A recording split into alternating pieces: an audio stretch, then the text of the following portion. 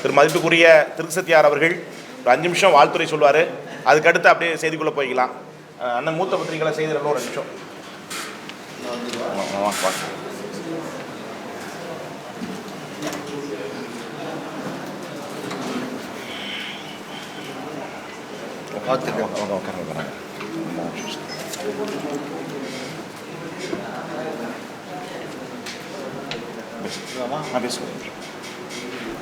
இங்கே கூடியிருக்கும்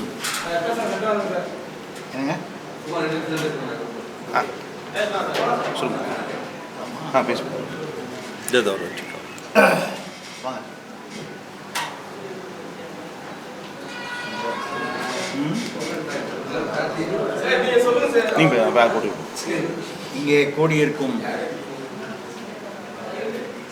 மீடியா நண்பர்கள் அனைவருக்கும், மீடியா தொடர்பான அதை தவிர அரசியல் ஆர்வலர்கள் அனைவருக்கும் என்னுடைய அன்பான வணக்கங்கள்.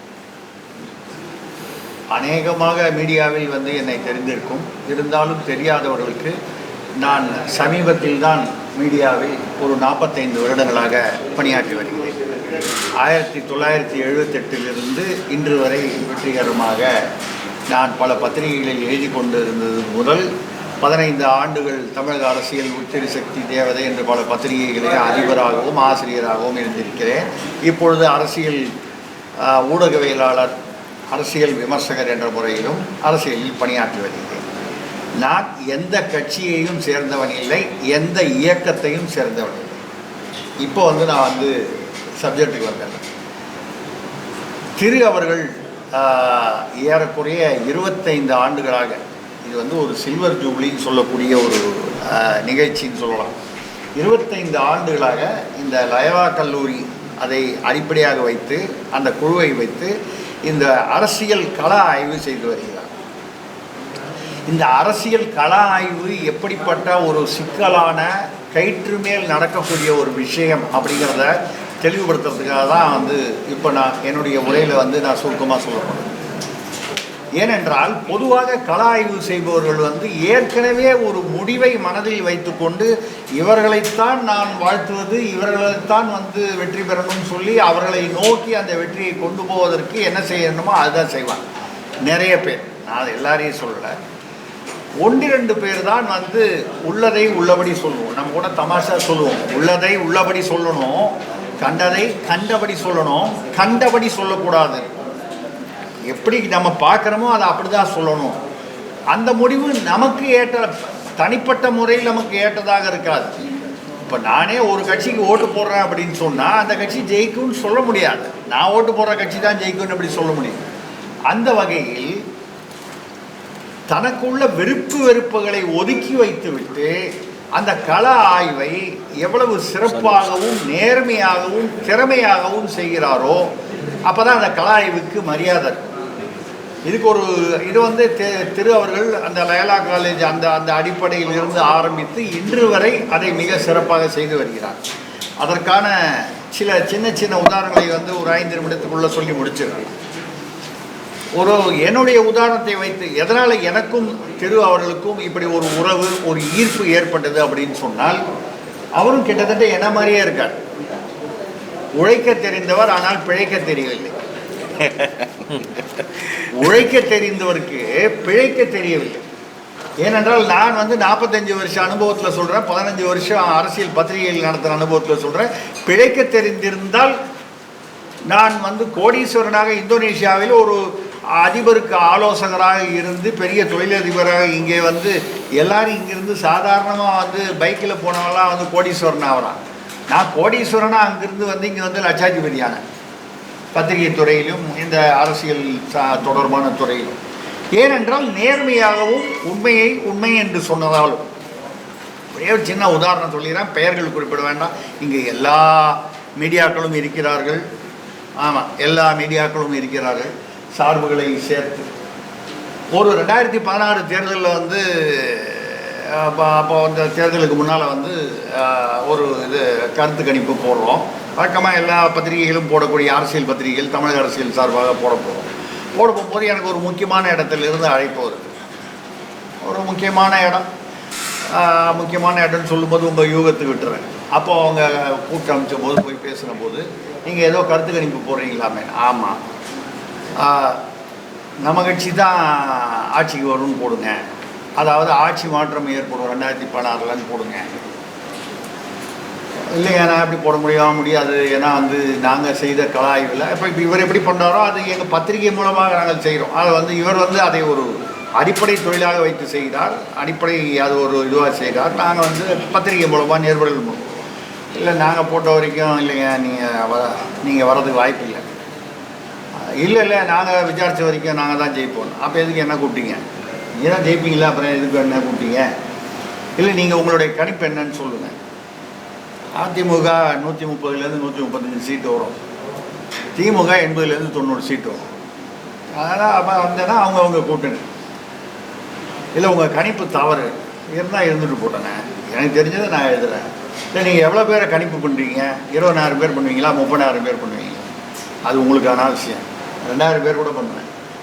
ஏனென்று இதை எதற்காக சொல்கிறேனால், அப்பொழுது என்கிட்ட சொன்னாங்க, இல்லை நீங்கள் கணிப்பை மாற்றுவதாக இருந்தால் உங்களுக்கு நிறையா இனிப்பு பெட்டிகள்லாம் வழங்குகிறோம் அப்படின்னு சொன்னாங்க. எனக்கு இல்லைங்க, ஏற்கனவே சுகர் பேஷண்ட்டு, எனக்கு இனிப்பு பெட்டி ஒத்துக்காது. நீங்கள் இன்றைக்கி வாங்கி உங்கள் வீட்டுக்கு அழைத்து என்னை வாங்கி கொடுத்த அந்த ஒரு கப்பு டீ என்றைக்காவது ஒரு நாள் நீங்கள் எங்கள் ஆஃபீஸுக்கு வரும்போது இந்த டீ திருப்பி தரப்படும். இதை தவிர உங்களுக்கு எனக்கும் வேறு எந்த சம்மந்தமும் இல்லை, அதாவது பொருளாதார ரீதியாக அப்படின்னு சொல்லிவிட்டு நான் என்ன கருத்து கணிப்பு ஏற்கனவே தயார் செய்து வைத்திருந்தேனோ கலா ஆய்வு செய்து அதுதான் போட்டேன். அதிமுக 134 வந்துச்சு நான் சொன்ன கணக்குக்குள்ள. திமுக 80லேருந்து 90ன்னு சொன்னேன், 87 88 வந்துச்சு. அப்போ மறுபடியும் கூப்பிட்டாங்க. எவ்வளோ அவ்வளோ கரெக்டாக துல்லியமாக சொன்னீங்க, பெரிய பெரிய ஏஜென்சிலாம் கூட சொல்லலை நீங்கள் சொன்னீங்க. இல்லைங்க இது வந்து ஒரு அதே மாதிரி இந்த பக்கமும் கூப்பிட்டாங்க. 93% தொகுதிக்கு தொகுதி நீங்கள் சொன்னது வந்து மேட்ச் ஆகுது ஒரு 234 தொகுதியில். எப்படிங்க? இது வந்து ஒரு ஃபார்முலா. இதை வந்து ரொம்ப சாதாரணமாக அப்படியெல்லாம் சொல்ல முடியாது. இது வந்து முதல்ல நிருபர்களை வைத்து சிலது வந்து விசாரிக்கிறோம். அதுக்கப்புறம் நிருபர்கள் வந்து அவன் ஒரு கால் வந்து இந்த பக்கமும் அந்த பக்கமும் சாய்வானா அப்படிங்கிறதுக்கு ஒரு பெனிஃபிட் ஆஃப் டவுட் கொடுத்து அதையும் வந்து நாங்கள் சரி பண்ணுறோம். அதுக்கப்புறம் நம்ம அரசியலில் வந்து தேர்தல் அரசியலில் வந்து சாதிகள் என்பது ஒழிக்கப்பட முடியாது. சாதி யாரோ ஒழிச்சிட்டார், அவர் ஒழிச்சிட்டார், இவர் ஒழிச்சிட்டார்லாம் சொல்லுவாங்க. அதெல்லாம் விட்டுருங்க, இது வரைக்கும் ஒழியல. ஏன்னு கேட்டால் எந்த சாதி அங்கே பெரும்பான்மையாக வாக்காளர்களாக இருக்கிறார்களோ அந்த சாதியை தான் நிற்க வைக்கிறது. இது வந்து இயல்பான பழக்கமாகிவிட்டு ஒன்றும் ரைட்டு தப்புன்னு சொல்கிறத விட இதுதான் இயல்பு. அதெல்லாம் வச்சு ஒரு முடிவு எடுக்கிறேங்க. ஃபைனல் முடிவு நான் உட்காந்து ராத்திரி 1 மணி வரைக்கும் உட்காந்து இதெல்லாம் தயார் பண்ணி ஒரு முடிவுக்கு வரேன். அந்த முடிவு கடவுள் அருளால், நான் கடவுள் நம்பிக்கை உள்ளோம், கடவுள் அருளால் அது வந்து சரியாக இருக்குது. இது திறமையா, உழைப்பா, டீம் ஒர்க்கா எப்படின்னு கேட்டிங்கன்னா எல்லாத்துலேயும் கொஞ்சம் கொஞ்சம் என்னுடைய உழைப்பு, என்னுடைய திறமை, என்னுடைய நிருபர்களுடைய உழைப்பு, அவர்களுடைய திறமை, இப்படி பல விஷயங்களை பொறுத்து. இது எதுக்காக நான் சொல்கிறேன்னா, அதே மாதிரி தான் திரு அவர்களும் அவருடைய உழைப்பு, திறமை, அந்த டீம் ஒர்க். ஏன்னா இப்போ திருன்னு நான் சொல்லும்போது திருவை மட்டும் சொல்லலை, திருவை சுற்றி உள்ள அவருடைய முழு குழுவுக்கும் அந்த வெற்றியுடைய சாதனை, அந்த வெற்றியுடைய கிரெடிட் போய் சேரணும். அந்த வகையில் அந்த குழு முழுமையாக 2 நிமிஷத்தில் எதை வைத்து நான் இப்படி பேசுகிறேன், ஏதோ திருவை வந்து பாராட்டி பேசணும்னு அவர் ஏதோ என்னை கூப்பிட்டு வந்தாருன்னெலாம் நினச்சிக்காதீங்க.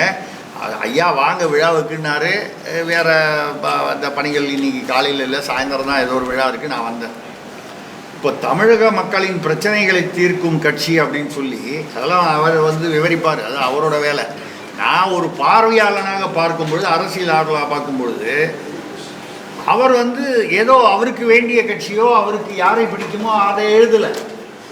திமுக 25.3, அதிமுக 22.8, பாஜக 15.7, தவேக 11.2, நாம் தமிழர் 10, பிற 15ன்னு எழுதுறாரு. அவர் நினைத்திருந்தால் இதை கொஞ்சம் மாற்றி அட்ஜஸ்ட் பண்ணி எழுதியிருக்கலாம், எழுதலை. இப்போ நீங்கள் கேட்பீங்க அதிமுக பாஜக கூட்டினா இப்போ 22-15 கூட்டினா அப்போ அது வருமானு?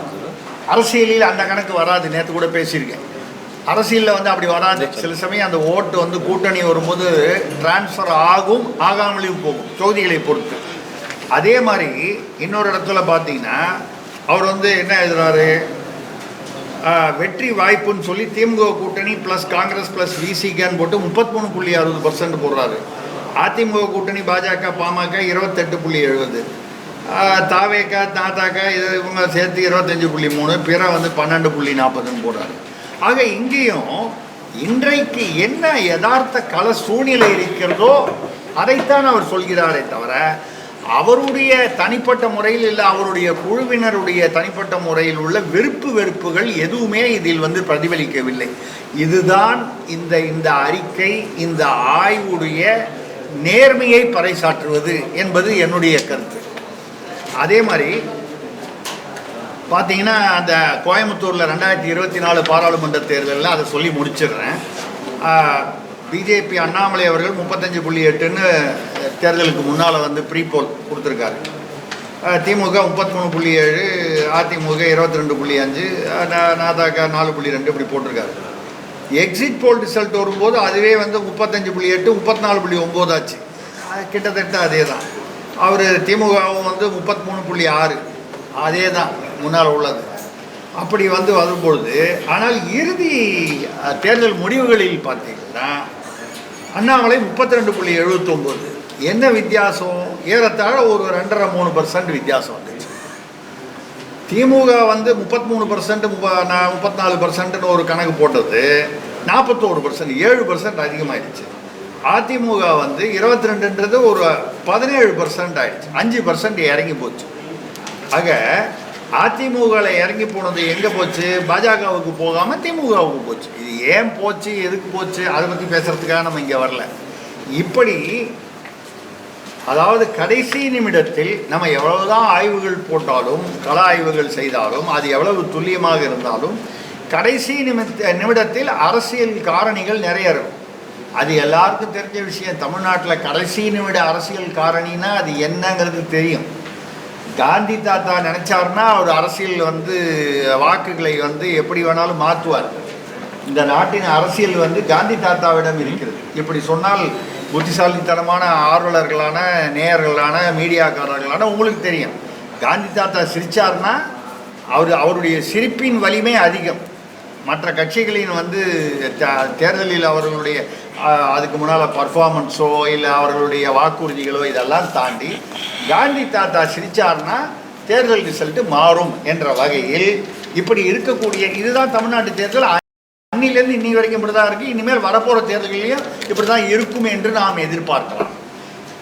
இப்போ நம்ம மறுபடியும் தெருவுக்கு வரும். இவ்வளவும் இவருக்கு தெரியாதா அப்படின்னா தெரியும்.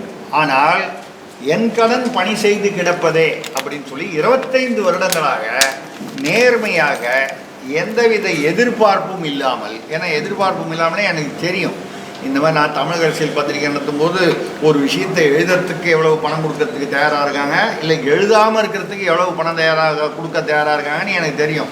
இந்த பக்கமும் சரி அந்த பக்கமும் சரி எல்லா பக்கமும் சொல்கிறேன், பொதுவாக சொல்கிறேன். ஆனால் அதையெல்லாம் மீறி அதுக்கெல்லாம் போய் சிக்கிக்கிடாமல் தன்னுடைய உழைப்பையும் திறப்பையும் மட்டும் நம்பி அவரும் சரி அவருடைய குழுவினரும் சேர்ந்து 25 வருடங்கள் 1960 இன்னி வரைக்கும் அந்த நேர்மையை மெயின்டைன் பண்ணி இப்படி ஒரு ஆய்வறிக்கையை கொண்டு வந்திருக்கிறார். விருப்பு வெறுப்பு இல்லாத ஒரு ஆய்வறிக்கை, எந்த கட்சியையும் சாராமல். அவர் வந்து தனியாக போய் ஓட்டு போடும்போது அவர் யார் ஓட்டுக்கு போகிறார், அவருடைய ஒரு ஓட்லையோ என்னுடைய ஒரு ஓட்லையோ வந்து நாடே மாறிட போகிறதில்லை. ஆனால் இப்படி செய்கிறார் என்றால் இப்படி செய்பவர்கள் இன்றைய அரசியல் களத்தில் மிக அபூர்வம். அந்த வகையில் மிக அபூர்வ மனிதராக இவரும் இவரது குழுவும் செயல்பட்டு இந்த அறிக்கையை கொண்டு வந்திருக்கிறார்கள். இந்த அறிக்கை நிச்சயமாக இதனுடைய தாக்கம் வந்து வரப்போகிற 2026 அரசியலில் தெரியும். அந்த 2026 அரசியல் முடிந்த அதாவது அந்த முடிவுகள் அது யாருனாலும் ஆட்சிக்கு வரட்டும், அதை பற்றி ஒன்றும் இல்லை. கூட்டணி ஆட்சி தான் வரும்னு சொல்கிறாரு. ஏறக்குறைய என்னுடைய தனிப்பட்ட கணிப்பும் அப்படி தான் இருக்குது. அது எந்த கூட்டணி என்பது அந்தந்த நேரத்தில் காந்தி தாத்தாவை பொறுத்து முடிவாகும். அதெல்லாம் முடிவான போது அப்போ நம்ம எடுத்து இன்றைக்கி போட்டதை பார்த்தோம்னா பெரிய வித்தியாசம் இருக்காது. இருக்கும் வித்தியாசம், அதான் சொல்கிறேன். காந்தி தாத்தா வித்தியாசம் இருக்குமே தவிர வேறு பெரிய வித்தியாசங்கள் இருக்க வாய்ப்பில்லை. அந்த வகையில் செய்திருக்கிறார். இதை சென்னை பத்திரிகையாளர் மன்றத்தில் வைத்து இதை வந்து ரிலீஸ் பண்ணுறதுலேயே எனக்கு ரொம்ப சந்தோஷம். நிறைய பேருக்கு தெரிஞ்சிருக்கும். இதே இதில் பக்கத்தில் உள்ள கட்டடம் நான் கட்டி கொடுத்தது நன்கொடையா 2009-10 திருசக்தி அரங்கம் என்று இதுக்கு பக்கத்தில் உள்ள இதே காம்பவுண்டில் நான் தான் கட்டடம் நன்கொடையாக கட்டி கொடுத்தேன். பத்திரிகையை ஆரம்பித்து அடுத்த வருஷத்தில் தமிழக அரசியல் பத்திரிகை ஆரம்பித்து ஒரு வருஷத்துக்குள்ளே வந்து கேட்டபோது கட்டிக்கிட்டேன். அதில் அந்த அந்த அந்த கட்டிடம் பெருசாக வச்சு அமைச்சர்லாம் வச்சு விழா வந்து திறப்பு விழா வைக்கும்போது ஞாபகமாக என்னை கூப்பிடாமல் விட்டாங்க. ஃபுல் பணமும் 10 லட்ச ரூபா, அப்போ 10 லட்ச ரூபா, இன்றைக்கி வந்தால் அது 25 லட்ச ரூபா ஆகும்னு நினைக்கிறேன். எனக்கு ஞாபகமாக கல்வெட்டில் பார்த்தீங்கன்னா என் பேர் இருக்கும், ஆனால் விழாவில் புகைப்படத்துலலாம் இருக்காது. ஏன்னா நான் கூப்பிடவே இல்லை. மிக்க சந்தோஷம் நமக்கு. எவ்வளவு நன்றியாக இருக்கிறார்கள், விசுவாசமாக இருக்கிறார்கள் என்பது மிக மிக மகிழ்ச்சி. நம்ம வந்து பத்திரிகையாளருக்கு ஏதாவது நல்லது செய்யணுங்கிறதுக்காக செஞ்சோமே தவிர யாரும் நன்றி பாராட்டி விளம்பரம் கொடுக்கணுங்கிறதுக்காக செய்யலை. அந்த வகையில் இந்த பத்திரிகையாளர் மன்றத்தில் இது நடப்பது எனக்கு மிக்க மகிழ்ச்சி. திரு அவர்களுடைய முயற்சி தொடர வேண்டும். அவருடைய அந்த ஆய்வுகள் நிச்சயமாக அது வந்து பலிக்கும். அது பலிக்கும் பொழுதுதான் வந்து அவருடைய அந்த அந்த திறமையும் நேர்மையும் வெளியாகும். அவருக்கு என்னுடைய பூரண மனம் நிறைந்த அவருக்கும் அவருடைய குழுவினருக்கும் என்னுடைய வாழ்த்துக்கள். தமிழ்நாட்டில் நீங்கள் ஒரு எப்படி வந்து ஒரு பிரசாந்த் கிஷோரோ இல்லை அதுக்கப்புறம் யாரோ வந்தாங்க, நிறைய பேர் இருக்காங்க, இப்போ பேர்லாம் நம்ம சொல்லி ஒரு வேண்டாம். தமிழ்நாட்டில் வந்து நீங்கள் ஒரு ஏன் வந்து எங்கேயோ பீகாரில் போய் தேடணும், எங்கேயோ போய் ஆந்திராவில் தேடணும், மகாராஷ்டிராவில் தேடணும். தமிழ்நாட்டில் 10 பிரசாந்த் கிஷோர்களுக்கு இது இணையான ஒரு திரு இருக்கிறார், திருவுடைய குழு இருக்கிறது என்று இருக்கும் பொழுது திருவை பயன்படுத்தி கொள்ளுங்கள், எந்த அரசியல் சக்தியாக இருந்தாலும் அப்படிங்கிறது தான் நம்மளுடைய எண்ணம், நம்மளுடைய விருப்பம், இறைவனிடம் பிரார்த்தனை. அவருக்கு அவரும் அவருடைய குழுவினரும் எல்லாவித நலன்களும் பெற்று மேலும் மேலும் இதில் சிறக்க வேண்டும் என்று வாழ்த்தி விடைபெறுகிறேன். எல்லாரும் ரெடியா ஆரம்பிச்சிருவோமா? அனைத்து பத்திரிகை மற்றும் ஊடக நண்பர்கள் அனைவருக்கும் இனிய காலை வணக்கம். இந்திய அரசியல் ஜனநாயக யுக்திகள் லயோலா கல்லூரி முன்னாள் மாணவர்கள் நடத்தும் மக்களை ஆய்வது மக்களுக்காகவே என்ற நோக்கத்துடன் தமிழக மக்களை மையப்படுத்திய பல்வேறு துறை சார்ந்த ஆய்வுகளையும் பரப்புரைகளையும் பயிலரங்குகளையும் இந்திய அரசியல் ஜனநாயக யுக்திகள் நிறுவனம் தொடர்ந்து ஆய்வுகளை மேற்கொண்டு வருகிறது.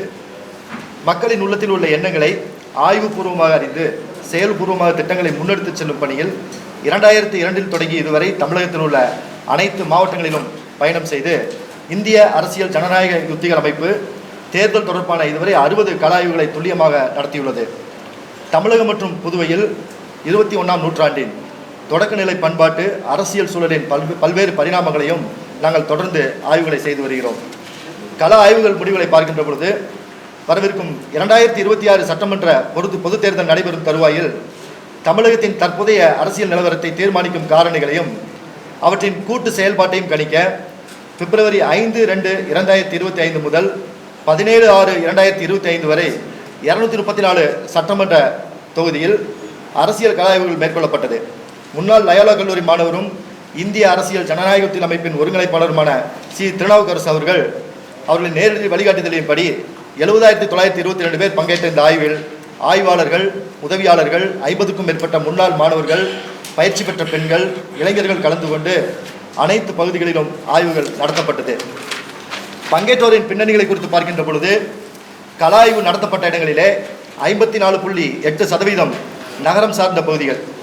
பங்கேற்றோர்களில் ஆண்களே மிகவும் அதிகம், அதாவது 64.4%.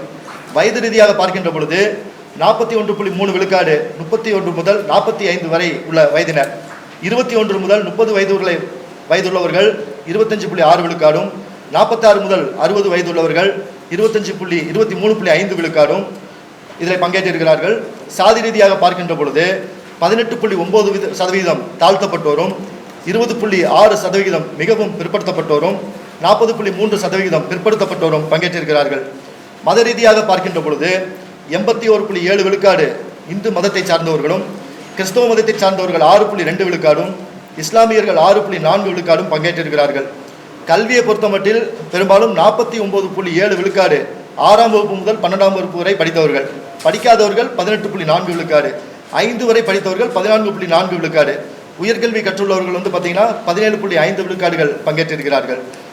தொழில் ரீதியாக பார்க்கின்ற பொழுது கூலி வேலை செய்பவர்கள் 28.3 விழுக்காடும், சொந்த தொழில் செய்பவர்கள் 24.1 விழுக்காடும் ஏறத்தாழ சம அளவில் இந்த ஆய்வில் பங்கேற்றிருக்கிறார்கள். தனியார் நிறுவனம் 18.5 விழுக்காடும், சொந்த விவசாயம் 9.4 விழுக்காடும், அரசு ஊழியர்கள் 3.5 விழுக்காடும், இல்லம் 2.4 விழுக்காடும், பிறர் 2 விழுக்காடும், அதாவது வேலையற்றோர் மற்றும் வெவ்வேறு வேலையில் உள்ளவர்கள். இவர்களில் 11.8% பேர் வந்து ஏதாவது ஒரு தொழில் சார்ந்த அமைப்பிலோ இல்லை சங்கத்திலேயோ அங்கம் வகிக்கின்றவர்களாக காணப்படுகின்றார்கள். கட்சியை பொறுத்தவரை பார்க்கின்ற வரையில் 49 விழுக்காடுகள் எந்த கட்சியும் சாராதவர்கள்.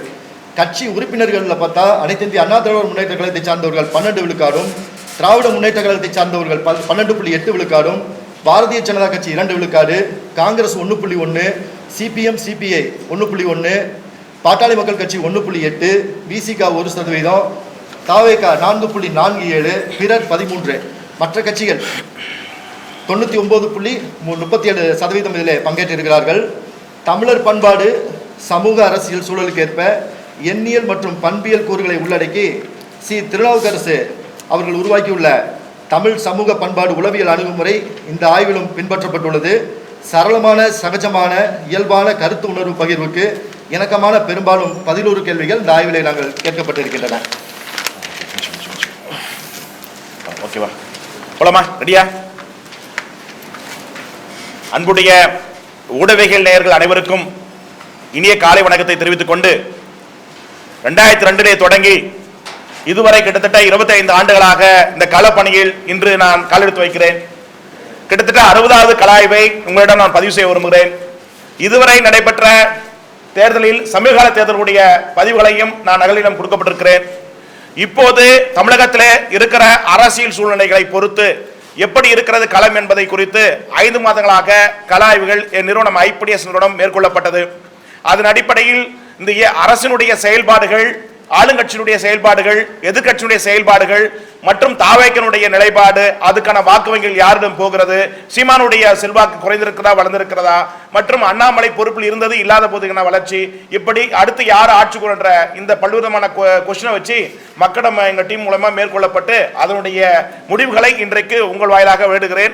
இதுவரை தொடர்ந்து 25 ஆண்டுகளாக நான் அழைத்த போது வந்து இந்த செய்தியை வெளியிட்ட அத்தனை ஊடகவியல் என் உறவுகளுக்கும் மனமார்ந்த நன்றியையும் வாழ்த்துக்களும் தெரிவித்துக் கொண்டு முதல்கட்டம் செய்திக்குள்ள போவோம். தமிழகத்தின் முதல்வராக திரு ஸ்டாலின் அவர்களின் ஆட்சியில் பொறுப்பேற்ற 4 ஆண்டுகள் முடிவடைந்த நிலையில் அவர் தலைமையிலான அரசின் செயல்பாடுகள் மற்றும் மக்களின் பிரதான பிரச்சனையாக தமிழக மக்களின் மதிப்பீடு என்ற கொஸ்டினுக்கு நன்று சொல்லக்கூடியவங்க மோசம், அந்த 3% அப்படி வச்சுங்க. ஒழுங்கான ரேஷன் பொருள் விநியோகம் நன்றுன்னு சொல்லக்கூடிய 31%, சொல்லும்படி 13%, மோசம் 56% சொல்லப்பட்டிருக்காங்க. நலத்திட்டங்கள் செயலாக்கம் 26% நன்றும் 17% சொல்லும்படி எதுவும் இல்லை, மோசம் 59% சொல்லியிருக்காங்க. சட்டம் ஒழுங்கை பராமரிப்பது நன்றுன்னு சொல்லக்கூடிய 15%, மோசம் சொல்லும்படி எதில் 13%, மோசம் 71% சொல்லியிருக்காங்க. தொழில்துறையில் புதிய முதலீடை ஊக்குவித்தல் நன்றுன்னு சொல்லக்கூடிய 21%, சொல்லும்படி இதில் 11%, மோசம்ன்றவங்க 68% சொல்லியிருக்காங்க. அண்டே மாநில நதிநீர் பங்கீடு அணுகுமுறை தமிழக அரசு குறித்து நன்றுன்னு சொல்லக்கூடிய 23%, சொல்லும்படி 10%, மோசம் 62% சொல்லியிருக்காங்க. மணல் கொள்ளையை தடுக்கும் நடவடிக்கைகள் நன்றுன்னு சொல்லக்கூடிய 13%, மோசம் சொல்லும்படி இதில் 10%, மோசம் சொல்லக்கூடிய 77% சொல்லியிருக்காங்க. அரசு துறையில் லஞ்சம் ஊழலை கட்டுப்படுத்தல் நன்று சொல்லக்கூடிய 10%, சொல்லும்படி 9%, மோசம் சொல்லக்கூடிய 81% சொல்லியிருக்காங்க. மதுக்குடி பிரச்சனை கையாளும் வீதம் நன்றுன்னு சொல்லக்கூடிய 10%, மோசம் சொல்லக்கூடிய 80% சொல்லியிருக்காங்க. குடிநீர் பிரச்சனை கையாளும் வீதம் நன்றுன்னு சொல்லக்கூடிய 32%, மோசம் சொல்லக்கூடிய 63% சொல்லியிருக்காங்க. பிரச்சனை அதுக்கடுத்து விலைவாசி உரை அரசு கட்டுப்படுத்தும் விதம், இது வந்து முந்தைய அரசும் இந்த அரசும் ஒரே சேம் பேட்டர்னா இருக்கு. நன்றுன்னு சொல்லக்கூடிய 22%, மோசம் சொல்லுங்க 69% சொல்லியிருக்காங்க. இது 2 ஆட்சிக்கும் பொருந்தும், முந்தைய ஆட்சிக்கும் இந்த ஆட்சிக்கும் பொருந்தும். தமிழக மன்னர்கள் மீதான தாக்குதல் 31% நன்று, மோசம் 57%, முந்த ஆட்சி இந்த ஆட்சியும் பொருந்தும். தேர்தல் வாக்குறுதி நிறைவேற்றதால் அரசு ஊழியர்களின் அதிருப்தி 12% நன்று, மோசம் 75% அரசு ஊழியர் சொல்லியிருக்காங்க. சென்னையில் மழைநீர் வடிகால் பணிகள் முடிவடைந்தது குறித்து நன்றுன்னு சொல்லக்கூடிய 40%, மோசம் சொல்லக்கூடிய 50% சொல்லியிருக்காங்க. கல்லுக்கு தடை விலக்காதது நன்று சொல்லக்கூடிய 23%, மோசம் சொல்லி 70% சொல்லியிருக்காங்க. அம்மா கிளினிக் திட்டத்தை ரத்து செய்தது நன்றுன்னு சொல்லக்கூடிய 24%, மோசம் சொல்லி 66% சொல்லியிருக்காங்க. குடிமரா திட்டத்தை கைவிட்டது நன்றுன்னு சொல்லக்கூடிய 26%, மோசம் சொல்லி 60% சொல்லியிருக்காங்க. மணல் கிரனைட் போன்ற கனிம வளங்களை கொள்ளை அதிகரிப்பு நன்று சொல்லி 9%, மோசம் 19% சொல்லியிருக்காங்க. மின் கட்டண வரி சிராய்வு குடிநீர் பதிவு கட்டணம் நன்று சொல்லக்கூடிய 10%, மோசன் 77% சொல்லியிருக்காங்க. சாக்கடை கழிப்பிட வசதி நன்றுன்னு சொல்லக்கூடிய 28%, மோசன் 54% பேர் சொல்லியிருக்காங்க. வேலைவாய்ப்பு வேலை திட்டம் ரெண்டு ஆட்சியிலுமே இந்த வேலைவாய்ப்பு வேலை திட்டம் இருக்குது. நன்றுன்னு சொல்லக்கூடிய 18%, மோசன் 63% சொல்லியிருக்காங்க.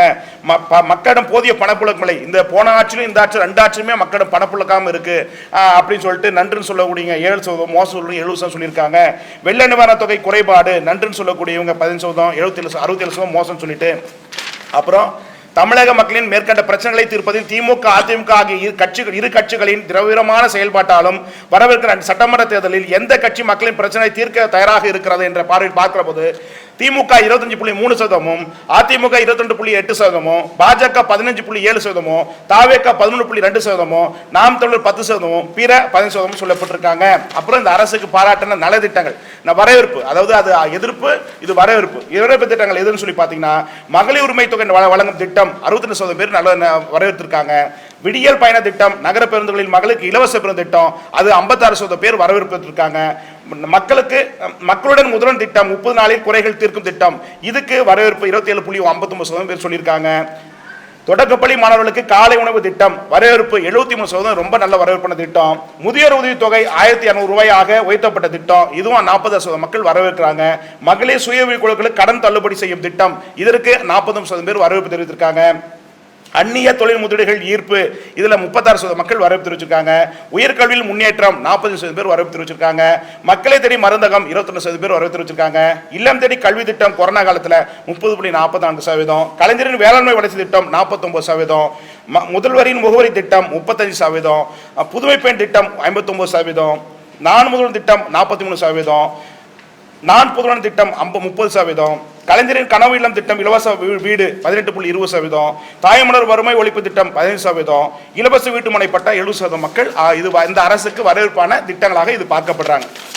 அதுக்குபடியாக 2020 சட்டமன்ற தேர்தலில் கொடுத்த தேர்தல் வாக்குறுதி திமுக அரசு நிறைவேற்றியுள்ளதா என்று சொல்லக்கூடிய கேள்வி கேட்கிற போது ஆம் நிறைவேற்றிருக்காங்க சொல்லக்கூடிய 20% பேரும், ஓரளவுன்னு சொல்லக்கூடிய 17% நிறைவேற்றவில்லை 60% சொல்லியிருக்காங்க. தமிழக முதலமைச்சர் திரு மு க ஸ்டாலின் அவர்களின் பொறுப்பேற்று 4 ஆண்டுகள் ஆகியுள்ள நிலையில் அவருடைய செயல்படல் குறித்து தமிழக மக்களின் நில விருப்பம் என்று கேட்கிற போது நன்று சொல்லக்கூடிய 30% பேரும், சரியில்லை சொல்லக்கூடிய 41%, ஓரளவு 20% பேரும், காசு 9 பேர் சொல்லியிருக்காங்க. தமிழக அமைச்சர் மீதான வழக்கு, தண்டனை, ஊழல் புகார்கள் குறித்து ஆதரவு 33%, எதிர்ப்பு 57%, காசோ 10% சொல்லியிருக்காங்க. தற்போதுள்ள அரசியல் சூழ்நிலையில் தமிழர்களின் மத்தியில் பாஜக மீதான வரவேற்பு பெற்றுள்ளதா இளைஞர் மத்தியில் பார்க்கிற போது ஆம் வரவேற்பு பெற்றுள்ளது 24%, இல்லைன்னு சொல்லி 63%, காசோ 13% சொல்லியிருக்காங்க. மத்திய அரசின் செயல்பாடு திருப்தி அளிக்கிறதா என்று பார்க்கிற போது திருப்தின்னு சொல்லி 32%, அதிருப்தி 47%, காசோ 15% சொல்லப்பட்டிருக்காங்க. அண்ணாமலை தலைவர் பொறுப்பில் மாற்றப்பட்டதால் திரு அண்ணாமலை அவர்களின் வாக்கு பாஜக பக்கம் செல்லுமா? 10% ஆம் செல்லும் வாய்ப்பு இருக்கு என்று சொல்லியிருக்காங்க. வாய்ப்பே இல்லைங்க, அண்ணாமலை ஆதரவாளர்கள் பாஜக ஓட்டு போட தயாரா இல்லைங்க அப்படின்னு சொல்லக்கூடிய வாய்ப்பை நாங்கள் போட மாட்டோம். அதிமுக பாஜக கூட்டணி 2 பேர் சேர்ந்தா கூட அண்ணாமலை ஆதரவாளர்கள் ஓட்டு போட தயாரா என்று சொல்லக்கூடியவங்க வாய்ப்பில்லை என 65% பேர் சொல்லப்பட்டிருக்காங்க. ஓரளவு 15% பேர் சொல்லப்பட்டிருக்காங்க. காசோ 10% பேர் சொல்லப்பட்டிருக்காங்க. அதிமுக பாஜக கூட்டணி உருவானதால் இந்த கூட்டணிக்கு வரவேற்பு. அதிமுக பாஜக கூட்டணி உருவானதால் மக்கள் மத்தியிலும் அந்த இரு கட்சியில் தொண்டர் மத்தியிலும் கேட்கிற போது இருவரும் ஒப்பிட்டு பார்க்கிற போது வரவேற்பு சொல்லக்கூடிய 17%, இல்லை இந்த 2 கூட்டணி சேர்ந்து வரவேற்பு அதிமுக தொண்டராகட்டும் பாஜக தொண்டராகட்டும் ஏனைய மக்கள் மத்தியில் வரவேற்பு என்பது குறைவாக 51% இல்லைன்னு சொல்லியிருக்காங்க. ஓரளவு பரவாயில்லை, 2 கூட்டணி சேர்ந்து நல்லதாங்க, திமுக வீழ்த்தது கொஞ்சம் வாய்ப்பு இருக்கும் அப்படின்னு ஓரளவுன்னு சொல்லக்கூடியவங்க 19% சொல்லியிருக்காங்க. காசோ பார்த்தீங்கன்னா 13% சொல்லியிருக்காங்க. திமுக கூட்டணி வரவேற்பு 2020 சட்டமன்ற தேர்தலில் இதே கூட்டணி தொடர வேண்டுமா? இப்ப இருக்க கூட்டணி தொடர வேண்டும் கேள்வி கேட்கிற போது தொடர வேண்டும் சொல்லி 47% பேரும், தொடரக்கூடாது 15% பேரும், தொடர் வெற்றி கூட்டணி சொல்லக்கூடிய 30%, காசு 7% பேர் சொல்லப்பட்டிருக்காங்க. விஜய் தாவே கட்சிக்கு எந்த கட்சியின் வாக்குகள் அதிகம் செல்வதற்கு வாய்ப்புள்ளது என ஒரு 5 கட்சியை முன்னுரிமை எடுத்துக்கிட்டு சொல்கிற போது அதிக வாக்கள் திமுக, 2வது அதிமுக, 3வது விசிக, 4வது நாதக, பாஜக, பாமக 5வது இடத்தில் இருக்கிறது. பாமக அவர்கள் சட்டமன்றத்தில் எந்த கட்சியுடன் கூட்டணி வைத்தால் சிறப்பாக இருக்கும் என்ற கேள்வி வடார்கர் மாவட்டம் ஒப்பிட்டு கேட்கிற போது அதிமுகவோட 53%, திமுகவோட 19%, பிற 13%, காசோ 5% சொல்லப்பட்டிருக்காங்க. தமிழகத்தில் எதிர்க்கட்சி தலைவர் திரு எடப்பாடி அவர்களின் செயல்பாடு குறித்து என்ன நினைக்கிறீர்கள் என்று கேட்கிற போது ஆதரவு என்று 35%, எதிர்ப்பு என்று 30%, பரவாயில்லை 5%, சொல்லும்படி 20% பேர் சொல்லப்பட்டிருக்காங்க. தமிழக பாஜக முன்னாள் மாநில தலைவர் திரு அண்ணாமலை அவர்களின் பேச்சு செயல்பாடு மக்கள் மத்தியின் மதிப்பீடு குறித்து கேட்கிற போது வரவேற்பு 59%, அதிக வெறுப்பு 31%, காசோ 10% சொல்லப்பட்டிருக்காங்க. அடுத்தபடியாக தமிழக அரசின் அமைச்சர்கள், சட்டப்பேரவை மற்றும் நாடாளுமன்ற உறுப்பினர்கள், அரசு துறை அதிகாரிகள் தமிழக முதலமைச்சர் திரு மு க ஸ்டாலின் அவர்களின் முழு கட்டுப்பாடு இருக்கிறார்களா என்று கேட்கிற போது ஆம், கட்டுப்பாடு தான் இருக்கிறாங்க. 52% இல்லை 30%, காசு 17% சொல்லப்பட்டிருக்காங்க. தமிழகத்தில் புதிய வாக்காளர்கள், அதாவது கிட்டத்தட்ட 1,10,00,000 வாக்காளர்கள் புதிய வாக்காளர் போன பாராளுமன்றத்தில் பதிவு செய்யப்பட்டாங்க. அப்படின்ற போது அந்த புதிய வாக்காளர்கள் மத்தியில் வந்து இளைஞர் மத்தியில் யாருக்கு என்ற போது முதலிடத்தில் விஜய் அவர்களும், 2வது இடத்தில் அண்ணாமலை அவர்களும், 3வது இடத்தில் சீமான் அவர்களும், 4வது இடத்தில் உதயநிதி வந்து அந்த வாக்குகளை பெறக்கூடிய வாய்ப்பில் இருக்கிறாங்க. அந்த இளைஞருடைய புதிய வாக்குகள் 1,10,00,000 ஓட்டு பார்லிமெண்ட் நடந்தது. இப்போ அதிகமாக வாய்ப்பு இருக்கிறது. அப்படி அதிகமாச்சுன்னா அந்த ஓட்டுகளை கவரக்கூடிய வாய்ப்பும், அதே மாதிரி 39 வயசுக்குள்ள 18-39 வயசுக்குள்ள 2,90,91,872 வாக்காளர்கள் போன நாடாளுமன்றத்தில் பதிவிட்டாங்க. இப்ப வர சட்டமன்றத்தில் அதிகபட்சமாக வாய்ப்பு இருக்கிறது. அந்த வாக்குகளிலும் வந்து பார்த்தீங்கன்னா விஜய், அண்ணாமலை, சீமான், உதயநிதி இவர்களுக்கான நானுமுகத்தான சூழ்நிலை தான் நிலவுப்படுறதா பார்க்கப்படுது. தமிழகம் போதைப் பொருள் நடமாட்டம் வழக்கம் அதிகரிப்பதை தமிழக அரசு கட்டுப்படுத்துகிறதா? நன்று சொல்லக்கூடிய 10%, அதிருப்தி சொல்லுங்க 80%, காசு 10% சொல்லப்பட்டிருக்காங்க. தமிழகத்தின் அரசியல் கட்சியின் சிறந்த எதிர்கருத்துக்களை பதிவு செய்யும் எதிர்கட்சி தலைவர் வரிசையில் முதல் 5 இடத்தை பிடிக்கும் தலைவர், அதாவது சட்டப்பேரவை எதிர்கட்சி தலைவராக அது பார்வை வேறு. தமிழகத்தில் இருக்கிற எதிர்கட்சிகளில் யார் சிறப்பாக செயல்படுறாங்க அந்த பார்வையில் இந்த 4 ஆண்டில் கேட்கப்பட்ட போது முதலிடத்தில் திரு அண்ணாமலை அவர்களும், 2வது இடத்தில் சீமான் அவர்களும், 3வது இடத்தில் எடப்பாடி அவர்களும், 4வது இடத்தில் விஜய் அவர்களும், 5வது இடத்தில் அன்புமணி அவர்களும் இந்த முதல் பிரதானமாக சொல்லப்படுறாங்க. மும்மொழி NEP கொள்கை தமிழக மக்களின் வரவேற்பு குறித்து என்ற கேள்வி கேட்கும்போது இந்த மொழி இந்த சட்ட கல்வி திட்டத்தை பற்றி கேட்கிற போது எல்லா மொழியும் வந்த தப்பு இல்லைங்க சொல்ற மனமாற்றம் மக்கள் உறுப்பட்டை பார்க்கப்படுகிறது. அப்படி வரவேற்புன்னு சொல்லக்கூடிய 52%, வர எதிர்ப்புன்னு சொல்லக்கூடிய 33%, காசு 10% சொல்லப்பட்டிருக்காங்க. அரசு கொண்டும் திட்டங்கள் மற்றும் மனுக்கள் மீதான கோரிக்கைகள், சட்டமன்ற உறுப்பினர்கள் மற்றும் உள்ளாட்சி பிரதிநிதிகளின் நடவடிக்கை குறித்து கேள்வி கேட்கிற போது நன்றி சொல்லக்கூடிய 25%, மோசம் சொல்லக்கூடிய 48%, ஓரளவு சொல்லக்கூடிய 12%, காசு 16% சொல்லப்பட்டிருக்காங்க. பட்டதாரி இளைஞர்களுக்கு வேலை வாய்ப்பு வழங்குவதில் தமிழக அரசின் நிலைப்பாடு 2 ஆட்சியுமே இதே மாதிரி தான் இருக்கு. போன ஆட்சி இதே மாதிரி தான் இருக்கு, இந்த ஆட்சி இதே மாதிரி இருக்கு. நன்றி சொல்லக்கூடிய 10% பேரும், மோசம் சொல்லக்கூடிய 71% பேரும், ஓரளவு சொல்லக்கூடிய 8% பேரும், காசு 11% சொல்லப்பட்டிருக்காங்க. வரவிருக்கும் 2000 சட்டமன்ற தேர்தலில் 4 முனை போட்டி நிலவுவதால் முதல்வராக வாய்ப்புள்ள பிரதான அரசியல் கட்சியாக மக்களின் பார்வையில் பார்க்கிற போது அதிமுக, திமுக 2 கட்சிக்குள்ள 2இல் 1 தான் ஆட்சி அமைக்க வாய்ப்புன்னு சொல்லவங்க தான் அதிகமாக 80 பேர் 70 பேர் சொல்லியிருக்காங்க. மற்ற இருவரில் ஒருவர் ஆட்சி அமைக்க வாய்ப்பு இருக்குன்னு சொல்லவங்க 18.48 பேர் சொல்லப்பட்டிருக்காங்க. சொல்ல விருப்பனை சொல்லவங்க 6.78 பேர் சொல்லப்பட்டிருக்காங்க. தமிழகத்தில் வரவிருக்கிற 2000 சட்டமன்ற தேர்தலில் யார் அடுத்த முதல்வர் ஆவார் என்பது குறித்த எதிர்பார்ப்பு நாடு முழுவதும் அதிகரித்து வரும் நிலையில் கட்சியிடையிலான கூட்டணி பேச்சுவார்த்தையும் இப்போது தீவிரமாக நடைபெற்று வருகிறது. 2020 முதல்வராக யாருக்கு வாய்ப்பு அதிகமாக உள்ளது என்பது குறித்து தமிழக மக்களிடம் கலாய்வு மேற்கொள்ளப்பட்டது. முதல்வராக அதிக வாய்ப்புள்ள தலைவர்களில் முதல் 10 இடங்களை பிடிக்கும் பட்டியலில் உள்ளவர்களின் விவரம்: திரு மு க ஸ்டாலின் அவர்கள் 77.83%, திரு எடப்பாடி அவர்கள் 73.30% பேரும், திரு உதயநிதி அவர்கள் 67.99%, திரு அண்ணாமலை அவர்கள் 64.58% பேரும், திரு விஜய் அவர்கள் 60.58% பேரும், திரு சீமான் அவர்கள் 30.80% பேரும், திரு அன்புமணி ராமதாஸ் அவர்கள் 19.97%, ஓ பன்னீர்செல்வம் 17.32%, டிடிவி தினகரன் 16.29%, தினம் திருமாவளவன் 14.70% பிடிக்கிறாங்க. வருங்காலத்தில் இவரால் தான் தமிழகம் தலை சிறக்கும் என நீங்கள் நம்பும் இளம் தலைவர்கள் இந்த 2000 தேர்தலுக்கு பிறகு அடுத்த வருகிற தேர்தல்களில் இந்த தலைவரின் பார்வையில் கேட்கிற போது அந்த கொஸ்டின் கேட்கிற போது திரு அண்ணாமலை அவர்கள் முதலிடத்திலும், விஜய் அவர்கள் 2வது இடத்திலும், உதயநிதி அவர்கள் 3ஆம் இடத்திலும், சீமான் அவர்கள் 4ஆம் இடத்திலும் இருக்காங்க. யாருக்கு வாக்கு? தற்போதைய அரசியல் சூழலில் வந்து திமுகவுக்கு 17.7% வாக்குகள் திமுக ஓட்டா இருக்கு. அதிமுக 17.3%, பிஜேபி 5%, காங்கிரஸ் 3.10%, தாவேக 12.20%. தற்போதுள்ள அரசியல் தாவேக ஓட்டு அவ்வளவுதான். பாமக 4.9%, சிபிஎம் வலது இடது 1.4%, தேமுதிக 2.05%, விசிக 2%, நாதாக 6%, சுயாட்சி 1.4%, பிற கட்சிகள் 10.16%, வாக்களிக்க போவதில்லை 6% பேர், தீர்மானிப்பில் 8.3% பேர், நோட்டா 3.3% பேர் சொல்லப்பட்டிருக்காங்க. அப்படி இருக்கிற போது தமிழகத்தில் கூட்டணி ஆட்சி என்ற தலைமையில் ஆட்சி என்ற யுகம் என்ற பார்வையில் பார்க்கிற போது தமிழகத்தில் அடுத்த ஆட்சி கூட்டணி ஆட்சியாகவே அமைந்தால் மக்கள் 2020 சட்டமன்ற தேர்தலில் கூட்டணி கட்சி தலைமையில் ஆட்சி அமையும் என்ற யுகத்தில் திமுக அணியை விட அதிமுக, பாஜக கூட்டணி மற்றும் தற்போது வலுவான கூட்டணி கட்டமைத்தால் சிறிதளவு முன்னிலை பெறும் வாய்ப்புள்ளது. 2020 சட்டமன்ற தேர்தலை பொறுத்தவரை 72% வாக்குகள் அமைந்தால் இந்த கணக்கு வரும். இந்த சதவீதம் மாறினால் வெற்றி வாய்ப்புகள் மாறும். அதாவது 72% மேல போச்சுன்னா முன்ன பின்ன கணக்குகள் மாறும். அப்படின்ற போது தற்போதுள்ள சூழ்நிலையில் திமுக காங்கிரஸ் விசிக கூட்டணி 33.60% வாக்குகளை பெற்று மீண்டும் ஆட்சி புரிவதற்கான வாய்ப்பு இப்போது காணப்படுகிறது. அடுத்தபடியாக அதிமுக பாஜக பாமக கூட்டணி அமைந்தால் 28.70% வாக்குகள் தான் பெற வாய்ப்பு இருக்கிறது. இடமாறும் இரு கட்சிகள் தாவேகா பாஜக இது நாம்தக இதுல என்ன பிரச்சனை, தாவேகா நாம் தமிழர் இன்னும் சில அடுத்த ஆய்வுகள் 3 ஆய்வுகள் மேற்கொள்ள போறோம். இதுல சில சின்ன எங்களுக்கு ப்ராப்ளம் இருக்கு. நாம் தமிழர் ஓட்டு எவ்வளவு ஓட்டு சரி 1% ஓட்டு கன்ஃபார்மா தெரியுது. அது ஏறுதா இறங்குதா இன்னும் அடுத்து வர ஆய்வுல தான் எங்களுக்கு புலம்படும். அப்படி பாக்குறப்ப தான் அந்த 25% ரெண்டு பேரையும் அடக்கியிருக்கேன். அப்புறம் விஜய் அவர்களுக்கு 18% வாக்குகள் கூட்டணி இல்லாமல் அதிமுக கூட்டணிக்கு சேராமல் தனித்துவமா இருந்தால் நிச்சயமாக 18% வாக்குகளை புடிவதற்கு குறைஞ்சபட்சம் வாக்கு எண்ணிக்கை சொல்கிற போது 80 லட்சம் வாக்குகளுக்கு மேலாக செல்வதற்கு வாய்ப்பு இருக்கிறது. அப்படி இருக்கிற போது இது கூட்டணியாக அதிமுக சேர்ந்தால் ஓட்டு சதவீதம் குறைவதற்கான வாய்ப்பு இருக்கிறது. தனித்துவம் இருந்தால் எப்படி மக்கள் நீதி மையம் என்ற கட்சி கூட்டணி இல்லாமல் இருந்த போது சதவீதம் உயர்ந்ததோ திமுக சதவீதம் குறைந்ததோ அதுபோல் தாவேகா கூட்டணி இல்லாமல் தனித்துவம் என்றால் சதவீதம் கூடுவதற்கு வாய்ப்பு இருக்கிறது. கூட்டணி சேர்ந்தால் வாய்ப்பு குறைவு அப்படின்னு அந்த பார்வையில் எடுத்துக்கலாம். 25-30% கட்டாயம் ஒரு சட்டமன்றத்தில் இந்த தாக்கும் பாதிப்பு ஏற்படுத்த இந்த நொடியில் நான் பதிவு செய்யப்படுறேன்.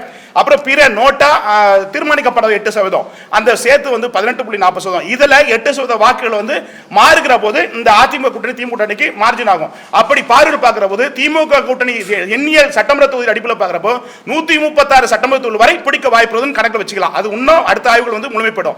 அதே மாதிரி அதிமுக பொறுத்தவரை தற்போதைய சூழ்நிலையும் கூட்டணி அமைத்தாலும் 80 தொகுதி வரை கணக்கில் வச்சுக்கலாம்.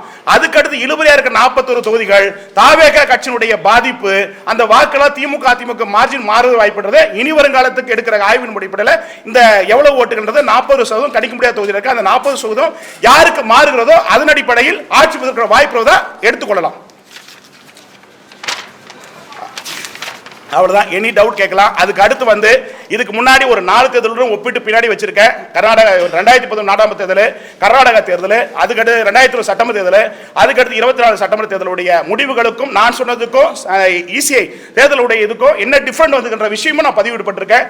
கிட்டத்தட்ட 24 ஆண்டுகளாக நடுநிலையாக யார் ஒரு ஆதரவு இல்லாம ஒரு காலத்தில் திமுக சொம்புறது இப்ப பாஜக இதுன்றது எனக்கு வருத்தம் அளிக்குது. ஏன்னா யார் ஒரு தெய்வம் நான் நல்ல தனி ஒருவனாக கடுமையான இன்னைக்கு கடன் தான் பட்டிருக்கேன். இன்னைக்கு வரை என் காசு தான் போயிருக்கு. ஒருத்தருடைய உதவியும் இல்லாம இன்னைக்கு வரை 25 ஆண்டுகளா அந்த களத்தில் நிற்கிறேன். ஒவ்வொரு முறையும் உங்களை சந்திக்கிறேன். அந்த பதிவை நான் ப்ரூவ் பண்ணியிருக்கேன். அதனுடைய சமீபத்தினுடைய நடந்த தேர்தல்கள் ஒரு 4 தேர்தல் எடுத்துக்காட்டா சொல்லியிருக்கேன். அதையும் ஒப்பிட்டு பொறுப்பான கேள்வி கேளுங்க, பதில் சொல்றேன்.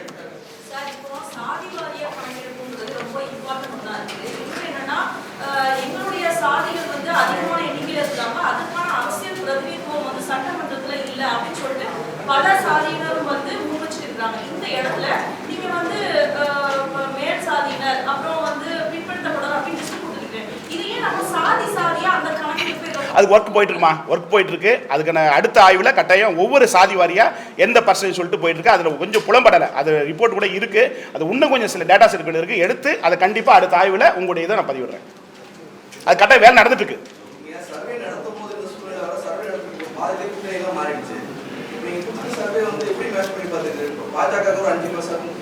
ஆமா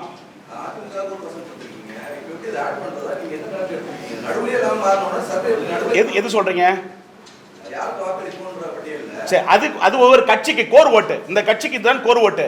அதாவது அதிமுக பாஜக பாமக கூட்டணி சேர்ந்தால் இப்படி வருவது வாய்ப்புன்னா அந்த கூட்டணி கணக்குல சொல்லப்பட்டிருக்கேன். அது எந்த கட்சிக்கு எவ்வளவு வாக்கு இன்னைக்கு இருக்க சூழ்நிலை இருக்கிறது, யாருக்கு வாக்கு கோர் ஓட்டு. அந்த கோர் ஓட்டு தான் இல்ல இல்ல இல்ல இல்ல அண்ணாமலை அதாவது நீங்க அந்த பார்வையை தப்பு எடுத்துங்க. நான் நடுநிலை அதை தான் சொன்னேன். இதுக்கு முன்னாடி டேட்டாஸ் நான் கொடுக்கப்பட்டிருக்கேன். இதுக்கு முன்னாடி என்ன சட்டமன்ற தொகுதியில நாடாளுமன்ற தொகுதியில நான் சொன்ன பதிவுலையும் போடப்பட்டிருக்கேன். அண்ணாமலைக்காக அல்ல.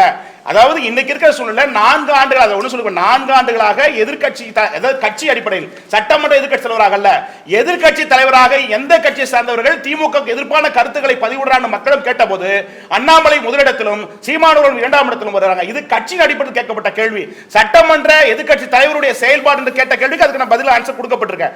இது எதிர்கட்சி எந்தெந்த கட்சி சேரப்போது அண்ணாமலை சீமான மக்கள் இவங்க திமுக எதிர்ப்பா கருத்துக்களை பதிவிட்டுறாங்க. பதிவிட்டதை நான் பதிவிட்டிருக்கேன். இல்ல அது ஒரு பிரச்சனை என்னங்க, பாஜக இன்னைக்கு விளக்கப்படுற பாஜக 11.27% வாக்குகள் பாஜக ஓட்டு அல்ல, நோட்டாவோடு இணையாகத்தான் இருக்கிறது. இது 8% வாக்குகள் அண்ணாமலைக்காக வெளியில் போடப்பட்ட வாக்குகள். இது பாஜக மறுபடியும் வாக்காக மாறாது. அதிமுக பாஜக கூட்டணி பிரச்சனை என்னன்னா எப்படி திமுக விசிக எக்ஸ்ட்ரா லக்கேஜ், அதாவது சொல்ல போனா வெளிப்படையா சொன்னா விசிகாவுடைய ஓட்டுகள் பாதி ஓட்டு தாவக செல்லுது.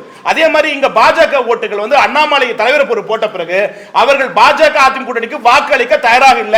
அண்ணாமலையே சொன்னா கூட வாக்களிக்க மாட்டாங்க. அந்த மனதில் அவருடைய ஆதரவு இருக்காங்க. அப்படி பார்க்கிற போது பாஜக வந்து நோட்டா கணையான கட்சியா இருக்க ஒழிய நயனாநகர் முகத்தை பார்த்தோ நான் செல்வ பிறந்த முகத்தை பார்த்தோ ஓட்டு பெற சொல்ல வாக்காளர் அல்ல. அப்படி இருக்கிற போது அண்ணாமலை இல்லாதது மைனஸாகத்தான் இருக்கிறது. அந்த வாக்குகள் தாவக செல்கிறதா இல்ல மாற்றுகள் செல்கிறதா அடுத்த ஒரு ஆய்வில் தெரிய வரும்.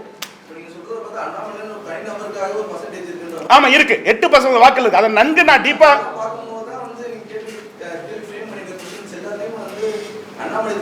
இல்ல திணிக்கல. அதாவது இங்க சீமான், அண்ணாமலை, விஜய் அந்த ஃபேக்ட் வந்து 4 உதயநிதி இந்த 4 பேருக்கான அடுத்த தலைமுறை 2,41,872 வாக்காளர்கள் வந்து 30 வயசுக்குள்ள வாக்காளர்கள் போன நாடாளுமன்றத்தில் ஓட்டு போட்டிருக்காங்க. அதுக்கான தலைவர்கள் மத்தியில் பார்க்கிறப்போ இந்த 4 பேரும் வராங்க. உதயநிதி, அண்ணாமலை, விஜய், சீமான். இதுதான் அடுத்த ஜெனரேஷன் லீடர்ஸ். அந்த ஓட்டுக்கான வரப்போது அந்த கணக்கில் வரப்போது அந்த இளைஞர்கள் வாக்குகள் என்றது பிரதானமா இருக்குது. இனி வருகாலத்துக்கு அடுத்த இந்த வர தேர்தலாகட்டும் அடுத்த தேர்தலாகட்டும் முடிவு செய்யக்கூடியவர்கள் வந்து பாத்தீங்கன்னா ஒரு 3.5 கோடி வாக்காளர்கள் வரலாம்னு எதிர்பார்க்கிறேன். அவங்க டிசைடிங் ஃபேக்டர் தலைவர்களாகனா 5ஆம் தலைமுறை தலைவர்னு பார்க்கிற போது அண்ணாமலை, உதயநிதி, விஜய், சீமான் இந்த 4 பேருக்கான ஒரு ஃபைட்டரா தான் இனி வருகாலத்துக்கு அமைய வாய்ப்பு இருக்கிறது. தேர்தல் ஆணையத்தினுடைய போன பர்சன்டேஜ் எடுத்து பாருங்க. நான் எடுத்த சர்வேவும் அந்த கணக்கெடுப்பில் பொருந்தும்.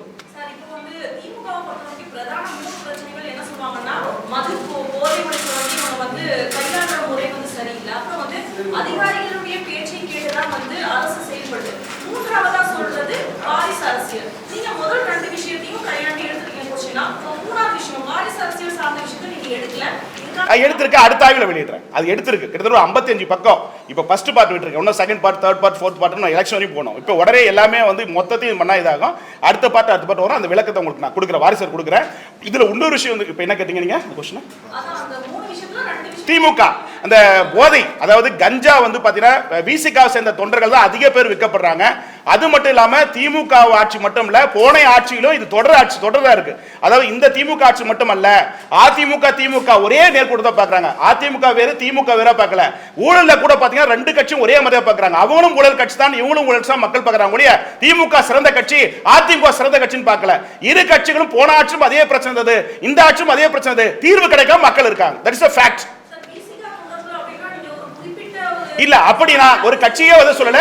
இல்ல கட்சியோ சாதிக்குள்ள போல திமுக வந்து பாத்தீங்கன்னா அந்த கூட்டணியில வந்து விசிகா இருப்பது இந்த தாவேக்கிற ஓட்டுகள் அதிகமா வந்து விசிகா தான் போகுது. அதே மாதிரி இங்க போகுது போதை பொருட்கள் வந்து அதிகம் வந்து நடமாட்டம் வந்து 2 ஆட்சியுமே நடக்குதுன்னு பதிவிடுறேன். அதிகமா தமிழ்நாடு முழுக்க பாத்தீங்கன்னா தொண்டர்கள் சொல்லிங்க, தொண்டர்கள் எல்லாரும் நல்லவர்கள் இருக்காங்க. அதுல சில பேர் வந்து இந்த அஃபென்ஸ் ஈடுபடுறாங்க. அது திமுக கெட்ட பேர் ஏற்படுகிறது. ஆகவே கஞ்சா சரளமாக விற்கப்படுகிறது உண்மை. அது முந்தைய ஆட்சி இருக்கு, இந்த ஆட்சி இருக்கு. ஆகவே திமுக ஆட்சி தான் இது நடக்குது இல்ல, 2 ஆட்சியுமே நடக்குது. இது மாற்றப்பட வேண்டும்தான் தமிழக அரசுடைய வேண்டுகோளை வைக்கப்படும். அடுத்த கொஸ்டின் அடுத்துங்க. தமிழக அரசுடைய செயல்பாடுகள்ல வந்து மோசம் தான் எல்லாத்தையுமே அதிகமா குறிப்பிட்டிருக்கீங்க. அதே சமயம் அடுத்த பக்கத்துல பார்க்கும்போது அடுத்த முதல்வராக வருவதற்கான வாய்ப்பு யாருன்னு இருக்கும்போது அதையும் திமுக முன்னிலைப்படுத்தி வச்சிருக்கீங்க. முரண்பாடு.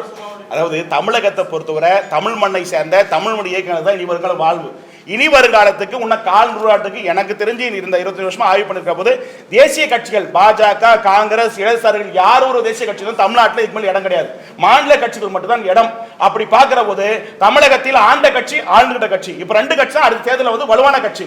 தாவேக்க புதுமையாக வந்த கட்சி. அப்படிங்கிற போது இந்த எல்லா கட்சியும் அனலைஸ் பண்ற போது திமுக அதிமுக இடையிலான போட்டியா வருகிற போது அதுல முதலமைச்சர் போது ஸ்டாலின் முதலிடத்துல 2வது இடத்துல எடப்பாடி அந்த அதில் ஒப்பிட்டு பார்த்தீங்கன்னா கணக்கு புரியும்.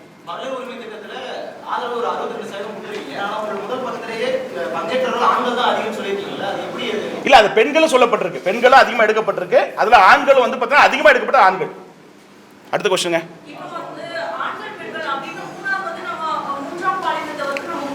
சிஸ்டர் அதாவது இது ஃபர்ஸ்ட் பார்ட். இன்னும் அடுத்தடுத்து இன்னும் எலெக்ஷன் வருது, இன்னும் அடுத்தடுத்து ஆய்வு வருது. ஒரே மொத்தமாக வந்து இது பண்ணா நானே இதை கடமட்டு போயிருக்கேன். எனக்கும் காசு வேணும். மொத்தமாக எல்லாம் இது பண்ண முடியும். எனக்கு ஒன்றும் யாரும் சப்போர்ட் இல்லை. அப்புறம் போது ஃபர்ஸ்ட் பார்ட் முடிச்சிருக்கேன். அடுத்த பார்ட் ஒன்று 3 சர்வே விடுறேன். அந்த 3 சர்வேல ஒவ்வொரு பார்ட்டும் நீ கேட்குற அத்தனை விஷயம் வந்துடும். கம்ப்ளீட் இந்த 2000 முழு பொலிட்டிக்கல் போர்ஷன் நான் கொடுத்துருவேன். ஒரு தீசஸ் என்டையர் புக்கு மாதிரி 2026 வந்து மொத்தமாக கொடுப்பேன். அது 2020 தேர்தல் முடிஞ்சிட்டு 2029 ஒப்பிட்டு பார்க்குறப்ப கணக்காட்ட வரும். அதனால தான் சொன்னேன், இதுக்கு முன்னாடி தேர்தலுடைய ஒரு சமீபம் நடந்த ஒரு 4 தேர்தலுடைய உங்களுக்கு லிங்க் இது கொடுக்கப்பட்டிருக்கேன், பிரிண்ட் கொடுக்கப்பட்டிருக்கேன். அதையும் இதையும் கம்பேர் பண்ணுறப்போ இந்த 2020 ப்ரூவ் பண்ணுவேன். அதுக்கு அடுத்து வர 2030 தேர்தலில் அப்போ நான் பேட்டி கொடுப்போ இதையும் ஒப்பிட்டு வரும், கணக்காட்டாக இருக்கும். கடைசி பக்கங்களை பாருங்க, நான் சொல்ற 4 இடத்துல ஜஸ்ட் எவ்வளவு டிஃபரெண்ட் மார்க்குன்னு மட்டும் பாருங்க.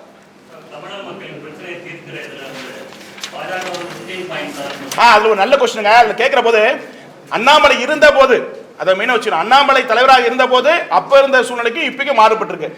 அதுல கட்டாயம் வந்து 5 மாச சர்வே இது. அதுல வந்து கட்டாயம் கொஞ்சம் பர்சன்டேஜ் மாறும், குறையத்துக்கான வாய்ப்பு இருக்கு. ஸோ அதில் இந்த பர்சன்டேஜ் பொருந்தாது, அது கட்டாயம் குறையும். இது 5 மாசம் கம்ப்ளீட்டுக்காக இதை கொடுத்துருக்கு. அண்ணாமலை இப்போ கட்சியில் இருக்கிறதுனால இருக்கிறாரோ, தேசிய பொறுப்பாளரோ, இல்லை கட்சி விட்டு வெளியே போறாரோ, இல்லை புது கட்சி தொடங்குறாரோ எனக்கு தெரியல. ஸோ அண்ணாமலை போன பிறகு பாதிப்பு இருக்கு. அது அடுத்த சதவீதத்தில் நான் குறைச்சிருக்கேன் பர்சன்டேஜ் என்ன அக்யூரேட் சொல்றேன். அந்த 2 கொஸ்டின் கேட்கணும். அடுத்துங்க, அது அரசியல் மாற்றத்துக்கு கணக்கள் மாறும். அரசியல் கணக்கள் பிணக்கள் வந்து எண்ணியல் பண்பில் உளவிகள் வந்து மாறதான் செய்யும். அப்படி மாறுற போது அதுக்கேற்ற மாதிரி கணக்கள் வந்து மாற்றம் வரும். ஃபர்ஸ்ட் ஜஸ்ட் மார்ஜின் மாறும், அவ்வளவுதான். அதிமுக பாஜக போட்டியாக தான் இந்த 2020 தேர்தல் அமையும் மொழிய தாவேக்காவோ மற்ற சீமானுடைய பாதிப்போ இதுல அதிகமா இருக்காது. அதிமுக பாஜக போட்டியா இருக்கும். அந்த போட்டியா இருக்கும் நிச்சயமா திமுக கூட்டணி வெற்றி பெறுவதற்கான வாய்ப்பு தற்போது தேர்தல் நடந்தா வாய்ப்பு இருப்பதா பார்க்கலாம். வேற ஏதாவது கொஸ்டின் இருக்குங்களா? ஓகே, நன்றி.